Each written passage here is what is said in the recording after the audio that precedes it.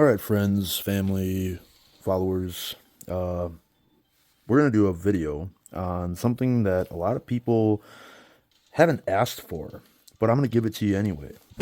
So this is the PSA dagger.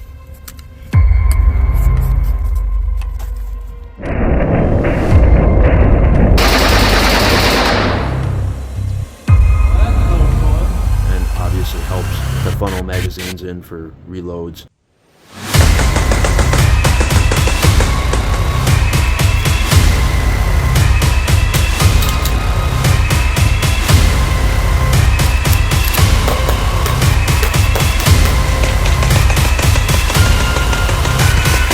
We train for our enemy.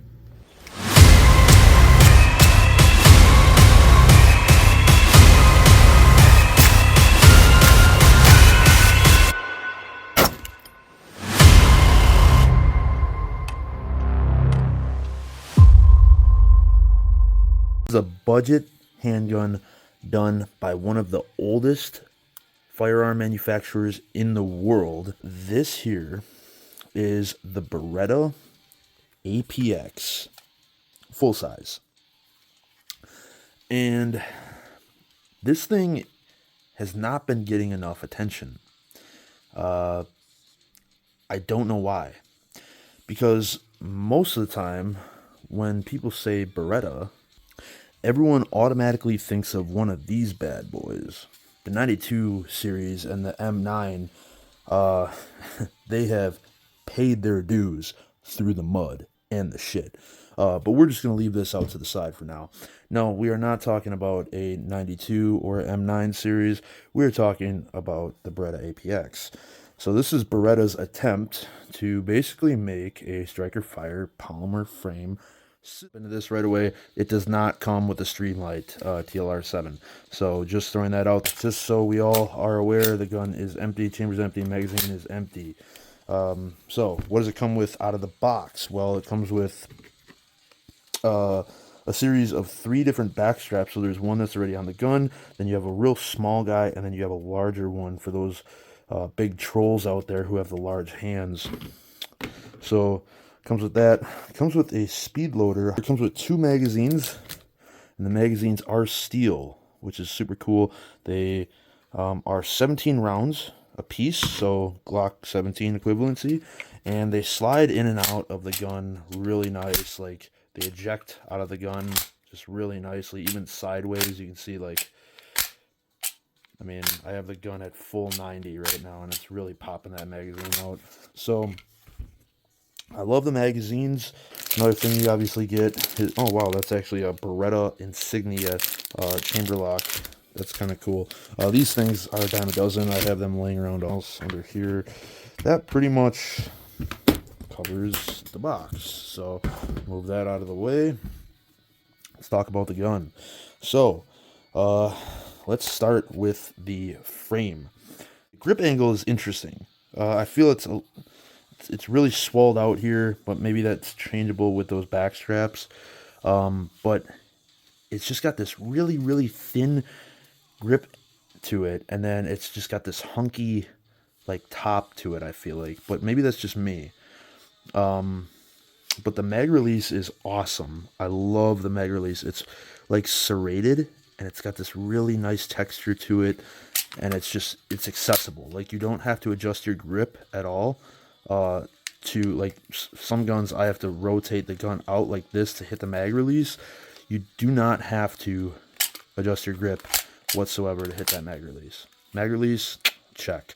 I like how they implemented the cutout on the bottom, just in case if you got a jam up and you need to strip your magazine out of the gun, you can grab that base plate and strip that magazine out. Speaking of the bottom, it's not like flared or anything like that, but I feel like the magazine goes in there just really nice, and it does have kind of this bottom lip to it on the bottom of the handle there, that really meets your pinky very well. The undercut is perfect. They did a great job with the double undercut here in the trigger guard. That is awesome. Like, I can squeeze all my hands in there very comfortably. They don't feel pinched at all. I feel like I have the perfect amount of real estate on the gun. The trigger guard is very enlarged for if you do want to wear gloves and while firing this thing, you know, thicker winter gloves. It's very, very enlarged for that. Even more enlarged, a Glock, and do some comparing to the Glock. You can see the trigger guard is much more enlarged than even on the Glock. So big thumbs up for the frame so far on the Beretta. The rest of the controls, the slide lock is super easy to reach. It's texturized. It's got little grooves in it. It's all steel, and it is enlarged, so you can't miss it. There's no way you can miss that slide lock. The takedown for the gun, in my opinion, is not the greatest. I wish that they would have done like an MMP like flip down deal, or like a Glock where you take the two out, you know, and decompress the trigger. But you have to pound this piece out on the other side and take that out. That could use some work, but you know, this at least is large enough that you can get a hold on this to run the takedown. As for the rest of the frame, it does have these little texture areas here, kind of for like, you know, us thumbs forward guys out there who like to go thumbs forward and have something to, you know, grab a purchase on to our thumb when we're aiming in. It doesn't have any gaudy logos on it other than on the slide, but it does say APX down here on the frame, which is pretty slick. It is ambidextrous, so it does have ambidextrous slide release right out of the box, and you can flip the magazine release around to the left side very easily, apparently. So that is user friendly for you lefty guys out there. As for the trigger is not too terrible on this thing. I mean, you got that like really shifty kind of take up. It's really light take up. It's not like a longer press. And then you hit your wall, then you have a little bit of travel there, and then your brake. And your brake isn't really like super crisp, but fairly short reset. Go ahead and try that one more time. I feel like it's probably about a 6-pound trigger. 6-pound trigger pull. 6 or 7 maybe.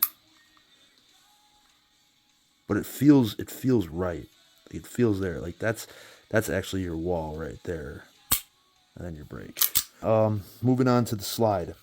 What do we notice about the slide? Well, the first thing I noticed right away were how aggressive and widely spaced the cuts are. Both the rear cuts and the front cuts on the slide are nice and slanted, and they did a really good job with grooving them so you can get a grip on them. Like, you're not going to miss that slide no matter what. Like, they placed them very nice, you know, spread them out really well for press checks in the front and for cocking serrations in the rear. Phenomenal job on the slide serrations for sure to Beretta. As far as the sights go, this thing does come with a blacked out rear aperture, and it does have a night sight for the front post, but just the front post, and then the blacked out rear. I think the sights are okay. I can pick them up a little, like, decently. I would like to maybe upgrade them at some point, but for out of the box, it's decent. This gun does come optics ready. It is RMR cut, so direct mount, RMR, and on the top you can see it says APX once again. They did a really good job with the finish. The nitride finish on here is thick. It is very, very thick. You can see that it's not going to get worn out very easily, that's for sure. This thing is built to last, without a doubt. Racking it is very easy. Like, it's very user friendly. I feel like my 70-year-old grandmother could do it, Like, it's a woman or a child could definitely do it, could handle it. It's not super hard to rack this gun. It's not as nice as like a Smith & Wesson M&P EZ or anything like that, but you know, for what it is, this is not a bad gun. I haven't even talked about price point on this thing yet. Would you believe me if I told you that this guy comes in for 400 bucks? Like, for everything that you get, everything out of the box, you know, nice magazines, nice gun, optics ready. That's huge, especially in modern day. That is huge. Have an optics ready handgun, because everyone's doing it now. That's the new industry standard. Fairly decent trigger, great controls, you know, very user friendly. Full length Picatinny rail. Like, I don't know if you can see that under there, but it is a 3-slot. It's either 3 or 4. But for all your lights and lasers, full length Picatinny rail. It doesn't have just one of those little accessory rails like Glock. I took this thing out to the range. So out at the range, I shot 500 rounds in total through the APX. Some would argue this is a good break-in period.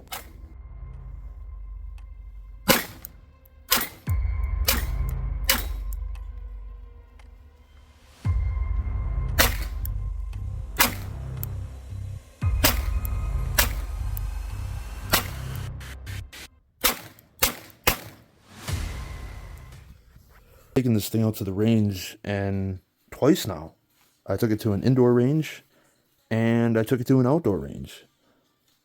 And both times, I had a lot of fun. It shoots very accurate.